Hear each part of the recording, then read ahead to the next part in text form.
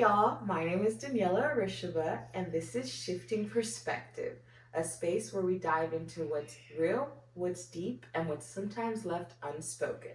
So today we have my girl Casey. Okay. Girl, go ahead and introduce yourself. Hey y'all, my name is It Girl K, but you can call me Casey May. You can find me on social medias, all my social medias at It Girl K. Yes, I love it. And Casey and I met honestly, we met not even a year ago. Yeah, I was about to say it might almost be a year. Yeah. This is like what adult friendships are about. I agree. I 100% agree. Oh my gosh, yes. And we'll dive deep into that, but I feel like it also has a lot to do with where we are in life right now. And it's helped us kind of have boundaries and be vulnerable with each other and all of that. Yeah. I think we're I feel like I have this relationship with all my friends where we have very similar aspects about ourselves, but we're also very different. I don't know how to explain it, but it's I relate to you so much. Yeah. But also we also have our own point of views. Exactly. So it's I relate, but I can't relate to that kind of energy. I love it. Well, as y'all know, we're gonna start with a game. So today's game is this or that. Okay. So I'm gonna say a phrase, and it's gonna be would you do this or would you do that? Okay. And then you pick whichever one. Okay, I can do that. Okay, all right, let's start. So the first one is vacation or staycation. Oh, vacation. That's easy. Yeah. That's easy. I definitely don't want to stay in Dallas. No, I love my city, but it's if I'm going to take a trip or if I'm going to go on a trip, get me out of here. Okay. Therapy day or brunch date? Therapy date? Yeah, or brunch date. In a sense of would you rather go to therapy and just have a day to yourself? Or would you rather have a girly brunch vibe and hang out with your girls and that's your therapy kind of vibe? I love my therapist. So if I need healing, if I'm looking for healing and restoration, I think I would say therapy. Obviously I love hanging out with my friends and stuff, but if I'm in need of healing, I'm probably going to therapy. I feel when I was younger, I was more so brunch, let's just go hang out with my friends, go to but now I'm nah, let's go to therapy. I don't think I wake up early enough to get to brunch anyways. I love that because it's we're always so freaking tired. Yes, and then those days that I actually do have the day off, I'm I just want to lay in bed. Yeah, I feel you. Oh my goodness. Okay, so early morning hustle or late night grind? I would prefer to be an early morning hustle, but I try to also be a late night grinder. But I end up just staying up late and doing random stuff. Yeah. In the sense of I'll be having a dance session. Yeah. Instead of planning my rebrand. Yeah. But I do notice when I actually take the time to wake up earlier, I'm actually more productive throughout the rest of my day. I feel you. I am more of an early morning hustle person. When I was younger, I would always have to wait till the end of the day to first do everything and homework and all this and that. But I feel now, by the time the day ends, I'm tired. Yes. Brain-wise, it's not there. Yes. I want to go to bed. I want to just chill. So now I feel I'm more of an early bird. Early bird.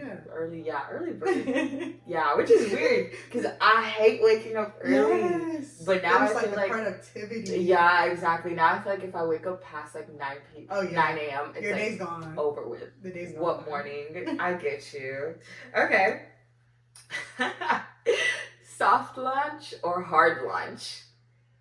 Soft launch. Yeah. Soft launch for me. I don't want to I'm not really too big on having other people in my business and on what's going on. 100%. Just because I feel it can get complicated with other people's opinions, and you never know who knows somebody now. I don't know. It's just too much for me. It's too much for me. And there's so many in my experience monitoring spirits. Yeah. And I would just rather certain things I just keep private. Yes. So I'm very much private but not a secret type of person. Yes. So soft launch is for me. But no, honestly, I feel I would be a hard launch in a sense of I'll hard launch you when I'm getting engaged. That's fair. You know what I'm saying? Like, y'all will know I'm in a relationship, but Yeah. you won't know who this man is until Yes. it's like he puts the ring on it. Yeah. Okay. Burnout breakdown or ghost everyone and recharge? I'm a ghoster. I'm a certified ghoster. I would literally go ghost for months at a time, planning like my rebrand. I do this every like couple weeks. I'll just go plan my rebrand randomly. Yeah. And it's usually just because I'm burnt out. Yeah. And I need something new or different. And I'm not always the best about reaching out to people, and especially as an adult, because I feel like adult friendships get like, I don't talk to my friends every day. Yeah. So like, it's not really ghosting in a sense. It's just like taking a step back. Yeah. Trying to like refine. Yeah. Sometimes I'll have to let my friends know like, hey, I'm not ghosting you. Yeah. I just need this time alone. I'm still sending you TikToks and everything. But exactly. I can't pick up the phone right now. That's how we communicate. Yeah. Like memes. I think for me, I'm a burnout breakdown because I feel like for me, I'm always like go to a point where it's like I don't realize I'm too tired. Yeah. Until I'm literally like frozen in the couch, like trying to figure out what to do next, and just having no like strength or energy to do anything. Yeah. I need to work on that. I know. But yeah, I feel like I've always been like a burnout kind of person, and it's like I used to not know why, but now I'm recognizing the steps that lead to it. Yeah. That doesn't make it any easier. Yeah. But it's still like progress, you feel. Okay. What about manifesting your future or micromanaging your future? What do you mean by micromanaging your future? As in, like, you have everything planned to the T. You have a strict path. Then I would say manifest my future, because I don't even have a 5-year plan for real, because every year looks so different. I don't know what to expect at any moment. I know what I want. How I'm going to get there. You never know that. At this point, it's up to God. Exactly. Exactly. I just put out my wishes. And like I'll make a vision board and everything like that, and I'll hope for the best. Hope for the best. Hope for the best. 100% manifesting my future. Because I feel like if I have to plan it and micromanage it, it'll stress me out more. Yes. And then true. if I don't achieve something, I'll be like, oh my gosh, I'm a failure. It's my fault. You feel exactly. Okay. Glow up quietly, or let everybody see the progress. I think like. It used to be like let everybody see the progress, especially like when I was in my early 20s. But now that I'm older, I just kind of like, I don't really care for y'all to see it. I don't even need y'all to know. I don't even need y'all to think that I glowed up. Yes. Like, this is for me. This is personal. I'm a before and after type person. Yes. Yeah. 100%. And I feel like the same thing you just said. Like when I was younger, I was more so like seeking that validation from people and like that dopamine that came with like people like, oh, congratulations, or oh, you're doing it, or whatever. Yeah. But now I'm just kind of like, no, I would rather step on bitches. Like I would rather, like finish it, like do it, and then be like, oh, here you go, y'all. I did that. Look at me now. Okay. Family pressure or internal pressure? I think I have more internal pressure, because like my mom's side of the family isn't really like traditional. There's no like structure to it. I'm probably like the highest. Like I'm the only kid that went to college in my mom's family and things of that nature. So there wasn't really much pressure from them. And my dad's side, there's pressure from him because he's military. But like no, I think all my pressure comes from myself and feeling like I just need to get to where I want to get to, and I don't know how to get there, but like I'm trying. Yeah, I feel. So I think my pressure's internal. See, and mine is like whenever I was like more so younger, college years, it was like external pressure. Like everything I did was like for the good of the family, or everything I did was like to make sure everybody was like, oh yeah, she's doing amazing. And you're the oldest too. But yeah, but now I feel like it's more so internal. And I'm realizing I've had so many expectations on myself, especially just like the last 2 years, to a point where it's like, who has these expectations but you? Yeah. Like, you just need to chill. Ain't nobody worry about you. Ain't nobody at all. Okay, last one. Keeping your circle small or networking queen? I am definitely a keeping my circle small type of person, just because of the type of person I am. I think I'm very sensitive to like other people's energies, so I don't like being around a lot of people. Unless I know everybody individually. So yeah, keep my circle small. And I feel like for me, it kind of goes back and forth. I know I'm supposed to pick this or that, but it's like my close friends, like my very close friends, like those are just like a small group of people. Yeah. Right? But other than that, like I'm a networking queen. Yes. I love meeting people. I know. I love that about you. I love talking to people and just hearing their stories, or like, you know, just getting like all those different like life stories and views and everything. I love that, you know, but I've also realized with myself, like, I can only do that for a certain amount of time. Yeah. Like if I go to a party, I'll show up early, leave early, you know, or like if I show up late, I'll be there for an hour and then dip out. You know, I can only for a social, like my social battery. Once that's out, it's out. Yeah. Time to go home and recharge. Yeah, same. My social battery is already really low. Mm-hmm. So it's just like, if it drops to 0, I'm probably gonna stay in the house for the next one. Yes, girl. And then it's like recharging it is my gosh. And usually I can like recharge with a day to myself and stuff, you know. But nowadays a day to yourself is rare. Finding a day to myself is the question. Yes. Girl, I feel. So this has been this or that, and y'all can tell we have a lot to talk about. So let's jump into these questions. The first one is, what's something you thought you would have figured out by 25, which is now, but you don't? What's something I thought I would have figured out? I feel like I thought I would have like this money stuff secured. Oh my gosh, 100%. I thought like I was just gonna hop out there. I wasn't expecting to make like $100K immediately, but I thought, I thought I was gonna be up there. Expectations. I thought I was gonna be able to budget and invest. Yes. And just like be on my grown woman stuff. Yeah. Unfortunately, I got bad spending habits, and they're really, it's hard to get over because it's like, yes, I have responsibilities, but I want a little luxuries too. A little treat here and there. Yeah. Or every day. Every day for real. I feel. And so it's just kind of like, it sucks that we're in like a time where like money is so scarce, and these little things that we want to do, like getting our hair done, like those things we have to sacrifice for being responsible. Yeah. I hate it. And I feel like for me,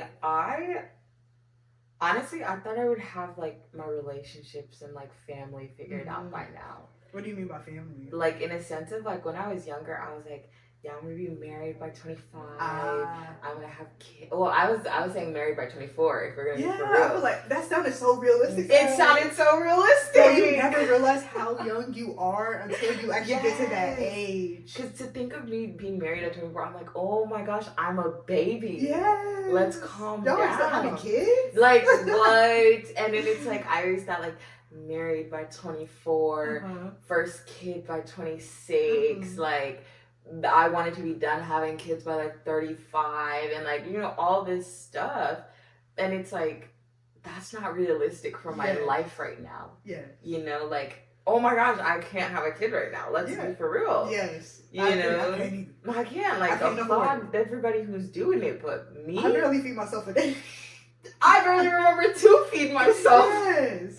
And I feel like even the whole, like, married by 24, like, no, like, who I was last year and who I am now, already two different people. And I feel like it's also one of those things where it's like, the older I get, the more I'm learning about myself. And I feel like I've let go of certain expectations with relationships, and I feel like if I were to have gotten married at like 24 or 23, that wouldn't have been beneficial for my growth and my healing. Because I would have been more focused on that person than focused on me. The next question is, what's your biggest lesson from your early 20s? And what's something you're unlearning? So I feel like my biggest lesson that I've learned from my early 20s is kind of what I was saying earlier, just let go of expectations, you know, let go of other people's expectations for me. I feel like a lot of my early 20s were just me trying to like keep up with the society, me trying to like make sure like my parents are happy with all my choices, me trying to just like more so live for other people. And I feel like after a while, like you reach a point where you're like, what's the point in living for other people? They have their own lives. Yeah. You know, like at the end of the day, everything I'm doing is not making me happy. It's making everybody else around me happy. It sounds good. It sounds amazing. But it's not making me happy. Yeah. I don't like that I wake up at this and do this. Like, you know, I don't like that, like, I am grinding my whole life away, you know. Yeah. I don't like that I'm all of these things, because it's like, at the end of the day, I'm with myself till I die. You know, everybody else can come and go. But me, I locked in for good, you know. And I think having to let go of those expectations and having to honestly be brave enough to make people mad and be brave enough to disappoint people. That was something that took me a long time to understand. And I'm saying long time as in like the past year. Like, you know, it was one of those things that I was just kind of like, I had to really sit with myself and just be like, does this even make you happy? You know, if you were to do this, how does that add or subtract from anybody else's life? Yeah. You know, like, and I think once I kind of had that realization, I was just kind of like, yeah, at the end of the day, I'm not about to die trying to please everybody. Yeah. You know, I need to be able to, make sure everything I'm doing makes me happy. You know, and if it doesn't, I need to figure out, do I need to do it? Yeah. You know? And then I think something that I am unlearning is maybe people pleasing. I think people pleasing, because it goes hand in hand. Yeah. You know, it goes hand in hand. And I think for me, for the longest time, because I was always trying to make everybody else happy, my feelings were last. And now I'm just more so like, if it doesn't make me happy, I'm not doing it. Yeah. You know, and I'm not saying like happiness should be like the only motivator and stuff, but if it's like not benefiting my future, if it's not helping my mental health, if it's not helping like my financial health, you know, all these little things, like I have to be selfish. Like I have to prioritize myself, and I have to be willing to make people mad and be willing to disappoint people. And I'm unlearning the people pleasing, but I'm learning how to like be okay with that uncomfortability. Yes. You know, because girl, my anxiety be out of there. If I have to have a hard conversation, I'll be like, you know, those cartoons. Okay. And so I think having to just be okay with that unsettling and like that uncomfortable feeling, and just knowing that in the long run it's good for me. Yeah. So I think that has been an interesting lesson for myself and an interesting growth period for myself. But healing is not linear. Yeah, it's not linear. I feel like healing, like, it doesn't necessarily look like this. Yeah. It looks like literally, like you see. And then sometimes you be sideways. Like all of this. And I think sometimes it's good. And then sometimes it's just like healing through the pain. Yeah. You know, and just being. Because like the pain is inevitable. You see, it's just about like how do you progress through it. Exactly. But all right, your turn. I think the biggest lesson I've had to learn is just like it's okay to be different. I feel like I've always been like a little different because being a military kid, I was always raised somewhere different. The environment was always something different. So whether I was around white kids and then eventually transitioned to being around black kids or something, I was always like the kid that stood out.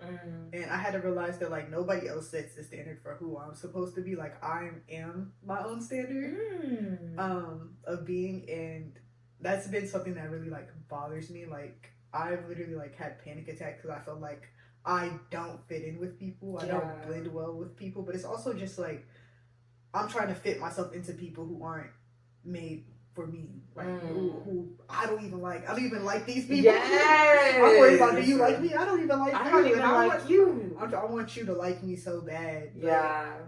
I had to take a step back and actually indulge myself in spaces and with people that I actually appreciate and enjoy and value and respect their opinions.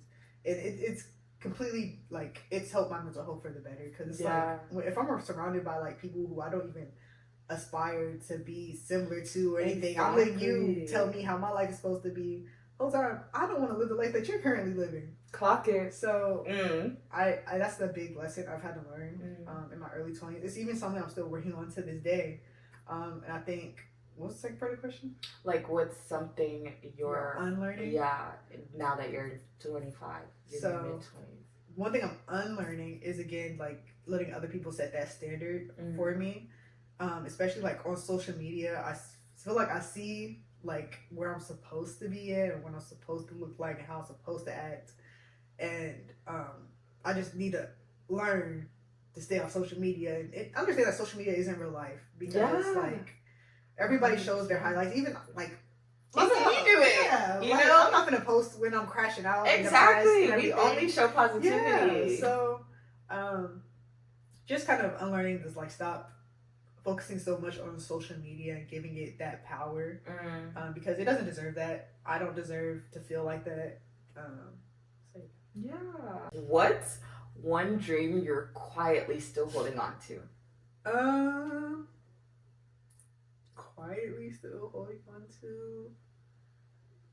I would say, like, influencing. I feel like I'll always want to be an influencer, even when I'm like 30 or 40 or something. Because I genuinely have a passion for creating content. It's just the fact that, like, trying to balance work, having a personal life, and also having a 9 to 5 after you're having a 5 to 9 after you're 9 to 5. It's hard. Yes, 100%. Or like the people who do like the 5 to 8 before my 8 to or like, you know, like I would just be like, wow, congratulations, because not me. Yes, it's like I want to be that person so bad. I do. It's just like I have to figure out, like, I don't have to figure out anything. I just need to be determined. Yeah, resilient, dedicated. Sleep. I'm lazy. I love sleep. Lazy. And it's not even laziness. It's just like by the time we're done with like everything that we need to do, it's like I just want to rest. That's true. You know? And it's like having to like be disciplined but also wanting to rest. Because even going to the gym for me, I literally have to drag myself out of bed, or have to, like, at the end of the day, I'm just like, oh, I just want to chill. I'm gonna go get this body together, you know? I saw this 100-year-old and she was doing a 3-minute push-up. I said, yeah. Oh. Yeah, we try to be like her. We gotta start now. You feel me? I feel like for me, something that I'm quietly holding on to is maybe like my charity work.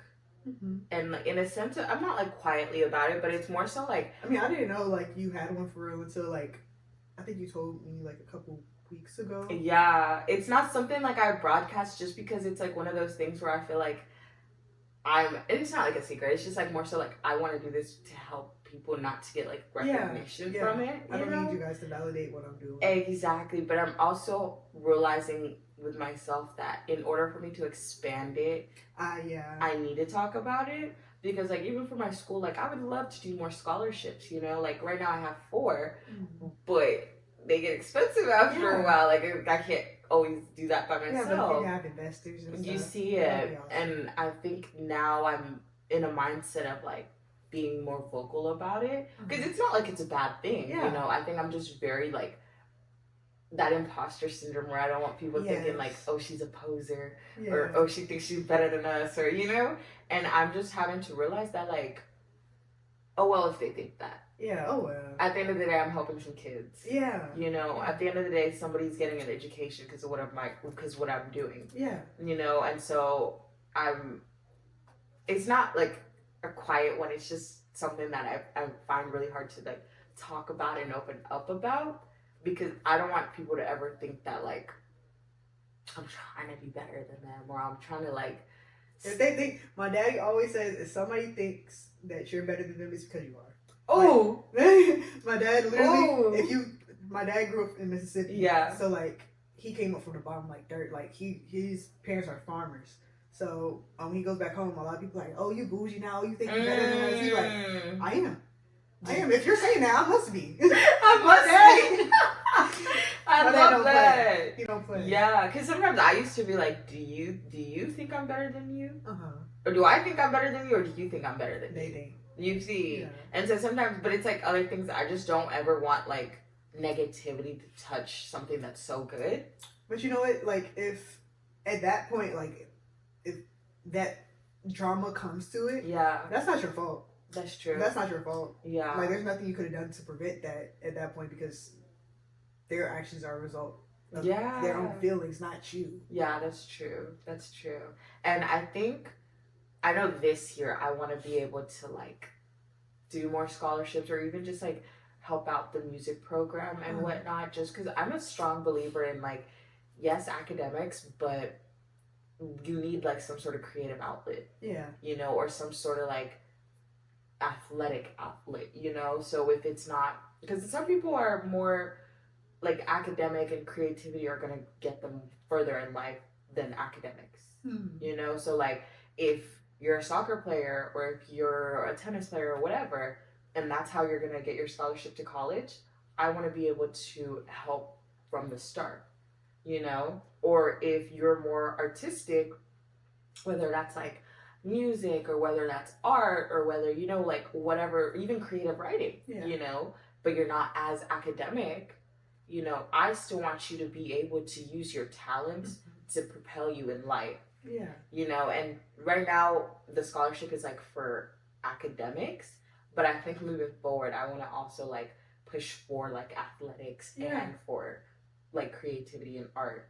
So that's something I'm going to work on. I need to get rid of that little imposter syndrome, but it is something that I have very big goals and dreams for, and I need to stop being silent about it. Yes, and I think having scholarships that aren't academic centered are super important, especially like even in like college and things like that, because like the people who actually need scholarships aren't always going to be the ones who have the highest grades because they probably have a job that they have to go to after work and they can't always manage, you know, having straight A's and B's and going to work and just having to support their family or whatever the case may be. So I think that's then especially in like so in Uganda, that's where the school is and whatnot, and I feel like with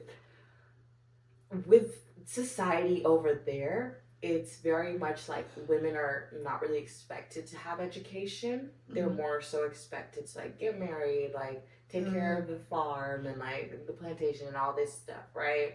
And the man is like who you're gonna send to school. Oh, okay. And so is it like the girls go to school to a certain extent? Yeah, and then it's like if you're not academically inclined, your parents more so would rather use that money for like your younger siblings or like the boys and stuff, you know?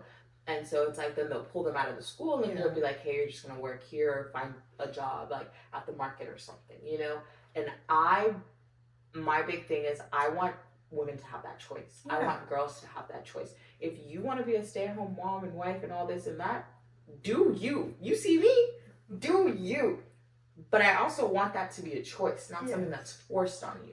Not because you don't have any other choices, you know? I want you to be able to have your education.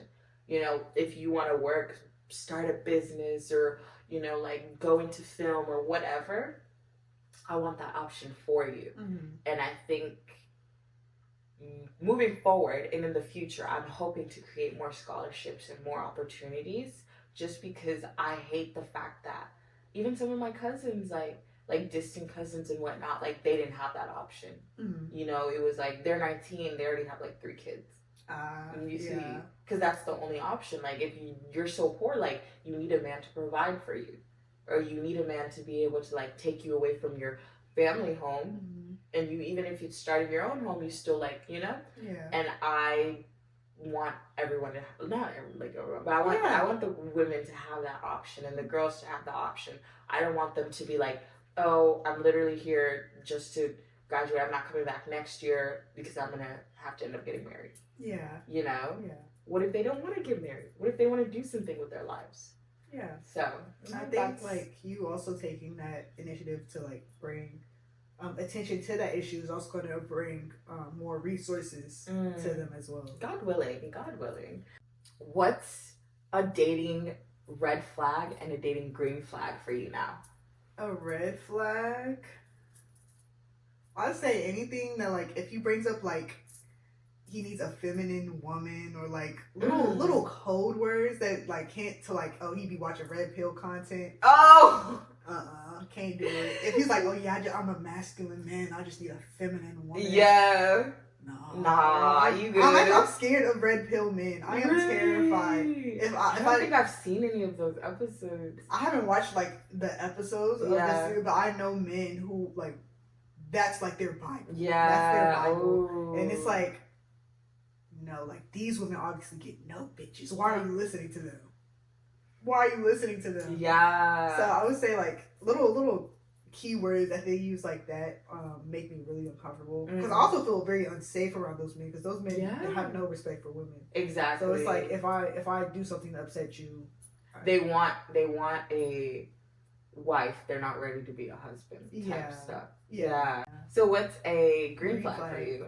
A green flag, I feel like, is when like conversations, like we don't have to have hard conversations. Those hard conversations simply just be conversations. Like there's nothing hard about them. I can just tell you what's on my mind, and we can come to either like a mutual agreement, or we can come to a middle ground. So that's a green flag for me. Like if you can listen and not judge, I'm bad. Yeah, I love. I think for me, one of my dating red flags is somebody's character, like especially like how they treat like servers, how they treat like people around them, and how like, because I just feel like character speaks so much for you. So if like we're at a restaurant and you're like treating the wait staff like low hand citizens or like whatever, I was gonna be like, what if your money were to dip out tomorrow? Yeah. What are you gonna do now? Or even I've seen women, like a conversation on Twitter or something of like women being like, oh, I don't want my man to be kind to other women. Don't hold the door. Like, what are we doing here? Whoa. Like, what is that? You know what I'm saying? Like, or even like, you know how sometimes like they'll have like random, like if a guy is not taking a hint and you'll just find a random one and be like, oh, this is my boyfriend. You know, like I would not be mad if like a girl did that with my boyfriend. Gosh. Whose story time? There's a story time on TikTok, and this woman was getting abused by this hood pastor. He was a pastor. She was getting abused by him, and she had like ran into the hotel hallway to a couple that she seen, and she was like hiding behind the man. And his girlfriend was like, don't come around my man. Like, get away. You see, she's like, scared. You like, this is like crazy work. Yes, so I definitely get what you mean by like, how are you treating other people who aren't me? Exactly. Or when I'm not around, because you are a representation of me. Exactly. I can't put you in a room with my family and you acting all crazy. Yeah. You know, like if you're like in like, for instance, with my family and whatnot, like you still have to say yes, ma'am, like all that kind of vibe. You know, respect my dad or like my aunts and whatnot. Like I know some of them can be crazy and talk crazy, but I don't need you to like try to one up them or be on their level. You know, I just need you to be you. And I feel like for me, like even like the whole like if you're holding the door for me and there's a girl behind me, of course hold the door for her. She's still at the end of the day a female. Like she's still at the end of the day God's child. She needs to be treated that way. Amen. You know, and who knows, maybe that one act of kindness like made her whole day. You know, little things like that. I think a lot of that stigma comes from like distrust of the man. But it's like, if I'm dating you, I'm putting my trust in you, that you're trustworthy and that you're respectful. You know, so it's like I will give you my trust until you break it. But then after I don't trust you, there's no point in this. I see a lot of older women having conversations. Like I've been told by older women, like, don't get a young nanny when you get married. Why? It's like, why? Because like if my husband cheats on me, I didn't do anything wrong. Exactly. And this nanny in, I trusted my man to. And you trusted that person. I trusted that person. So it's like if they do wrong on their end, that's nothing to do with me. And then my thing is, you don't think temptation is of everywhere? And if he's cheating on the nanny, what is he doing outside? You feel me? Or like the people who are like, and that's another thing. Like all you can do is trust the person. That's all you can do. It has nothing to do if they break. There's nothing you can like take away from them or like. You could hire a old ugly person to be a nanny and whatnot. If a man wants to cheat, he will cheat. You feel me? And maybe we're naive in thinking that way, right? But at the end of the day, I'm trusting you in my home. And that's not to say they're not crazy. Especially if we're married. Exactly. And that's not to say that they're not crazy people out there. But it's like, you just gotta pray, like, that situation doesn't ever happen. Yeah. But it's like, for me, I just look at that like, it's out of my hands. It's, like, what's going on? They do it. What am I gonna do about it? You know? Exactly. There's nothing I can prevent you from doing. Exactly. Or the people who don't listen to their kids when their kids are like, oh, this person made me uncomfortable. And your child is literally coming to you about something. And the fact that, like, sometimes their kid details stuff out that, like, a kid shouldn't know. Yeah. Exactly. Yeah. You know what I'm saying? And if you raise your kids right, why would they lie to you? Yeah. You feel me? And so I think for me, certain things, like, I feel like just a man's character is, honestly, it's both a green and a red flag. Depending on the person, it's a green and a red flag for me. So it's interesting, but I just feel like a lot of our society, and maybe it is the past generation, but we've just been taught to always be weary of men and to be like, I see all over TikTok and whatnot, like, oh, you can't trust your man 100%. And I'm just like, why not? Why not? Yeah. You know what I'm saying? Like, if I don't trust you, then what are we doing here? Yeah. What are we doing here? You know, and I think, I don't know, I think that one's a hard one because it's like, I've never been married. You know, so I'm only talking off my experiences and what I want for my future. Yeah. But it's like, I hope that I can trust my husband enough to have somebody come to the house and take care of my kids. Exactly. Like, I should be able to leave you at a bar and be A-okay knowing you're not about to embarrass me. Yeah. You should be drunk as hell and still not embarrass me. Yeah. You know what I'm saying? I should be able to put you in a room with all your exes, all the people you ever wanted. And you still choose me. Exactly. Not even choose me, just have the respect for me. No, I'm saying, like, choose me as in, like, I can have all these other women. But at the end of the night, I want my wife. This is mine. You feel me? And vice versa. I want to be able to, like, put everybody in front of me, like, even Michael B. Jordan. I'll be like, that's not my man. You know what I'm saying? And I think, I don't know, and maybe that's just wishful thinking. But I'm also a strong believer in, like I said earlier, like, God didn't give me these dreams and hopes without a plan for my future. Yeah. So it's like, hey, we're just going to go with the flow and see how it goes. Yeah. Girl. Yeah. Who knows? All right. So, last question.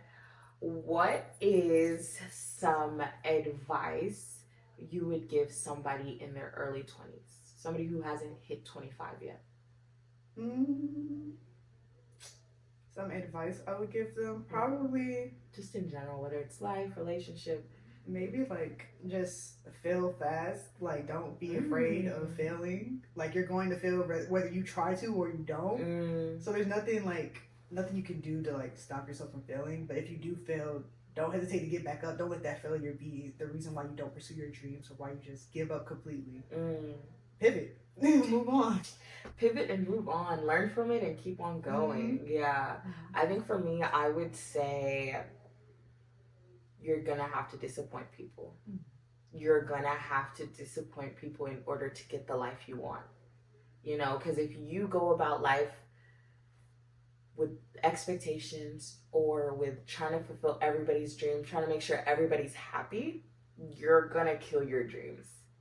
So in order to get to where you need to be, you're going to have to learn to disappoint people. Yeah, for sure. 100%. For sure. And just being okay with that. You might have to disappoint yourself. Yeah, exactly. Because sometimes letting go of a dream can be so disappointing. Or letting go of a relationship can be so disappointing. But you know, in the long run, like, that person is out there for you. Or that career is out there for you. Or, you know, whatever you need to do. And so I think just being able to disappoint others, disappoint yourself. Disappointment is such a negative thing, but it, like, everybody sees that as a negative thing. But if you look at it positively, like, you have to be disappointed in order to know what you want and don't want. Yeah, that's true. You feel? So it's like, if you don't fail, if you don't get disappointed, you're going to stay stagnant. You feel? So be disappointed, be uncomfortable, learn from your mistakes. That's the vibe. Facts. Yeah. That's been a theme. It's been a theme. Thank you so much for this talk. I love it. We barely link up, but when we do, it's always crazy. It's like, you get me. You see me. I love it. But all right, and for sure we're gonna have to have you back because this is so good. Yes. But all right, y'all, this has been Shifting Perspective. Thank y'all so much for joining in. Let me know in the comments if anything we said like you disagree with or even agree with. Like my 25-year-old, controversy. I'm here for it. Let's talk. Like I love hearing people's because everybody's so different. I just love hearing it. So don't forget to like, comment, subscribe, and share. This has been Shifting Perspective. Bye.